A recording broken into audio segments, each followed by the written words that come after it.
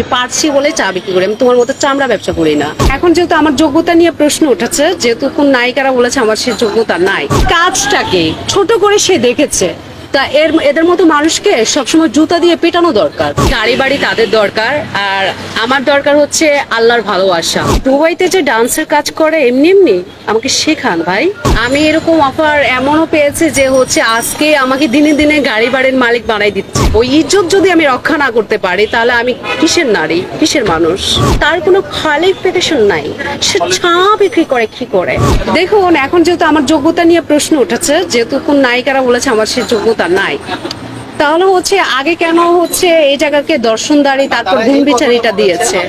আচ্ছা, তারা অনেকজন অনেক কথা বলবে, আমি কারো কথাকে অত মাথায় নি না, কারণ কুকুররা পিছনে ঘেউ ঘেউ করবে। ওরা আমার টাইম নাই যে কুকুরের পিছনে ঘুরঘুর করার, ঠিক আছে? তা আমার হচ্ছে তাদের নিয়ে হচ্ছে অত মাথা ব্যথা নাই, বলুক না, তারা বলতে থাকবো, সমস্যা নেই। না, আমাকে পেন দিবে কেন? আমি একটু মুখামুখি সংঘর্ষ করতে ভালোবাসি।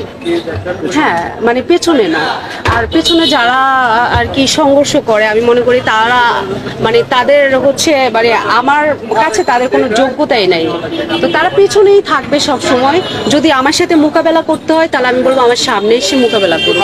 আসলে আমাদের দেশেই ম্যাক্সিমাম হচ্ছে যে কোনো কাজকে ছোট করে দেখে, আর সবাই আসলে কিভাবে কাজ না করে থাকবে সেই ইন্টেনশনে থাকে। তো আমি মনে করি, হ্যাঁ, আমি মনে করবো এইসব ধান্দা বাদ দিয়ে কাজ করুন, যে জায়গায় থাকুন না কেন কাজ করুন, কাজ করে এখানে কাজে কোনো লজ্জা নাই। আমাকে তানহা নামের একটা মহিলা আমাকেও একটা কথা বলেছে, তো আমি তাকে চিনি না, সেই তানহা নামের মহিলাটাকে আমি চিনি না, আমি ওই দিন দেখেছি তাকে। তো বলেছে তার কোনো কোয়ালিফিকেশন নাই, সে চা বিক্রি করে কি করে? তো চা বিক্রি করে তো একটা মানুষ ভালোভাবে কথাও বলতে পারছে না, সে আবার নায়িকা হয় কি করে? মানে আমি সেটা ভাবতে আমার অবাক হচ্ছে।